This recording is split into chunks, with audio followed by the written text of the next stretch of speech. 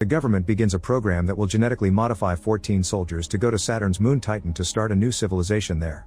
These 14 volunteers and their families are moved to their very own neighborhood and given luxurious technologically advanced houses.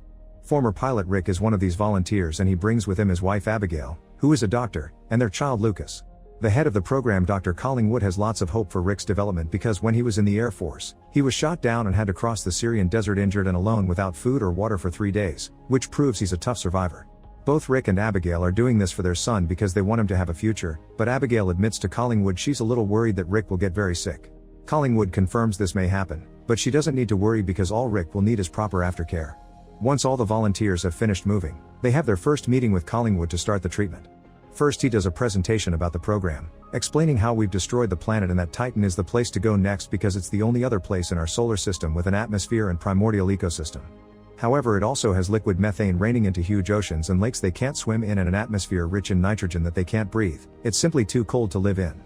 This is why, instead of terraforming, they've decided to genetically modify humans to adapt to Titan's natural characteristics. One of the volunteers doesn't understand how the bodies won't reject the treatment, and while Collingwood explains the clinical trials were successful, he also admits there's no guarantee everyone will survive. The volunteer continues to question the program, but Rick shuts him up and tells him to leave if he doesn't like it. The volunteers come from all over the world and they were chosen because they all survived extreme circumstances. After the meeting is over, they are given card keys to have full access to the base and taken to the lab for their first shot out of 300 that they'll be getting for the next few weeks. Dr.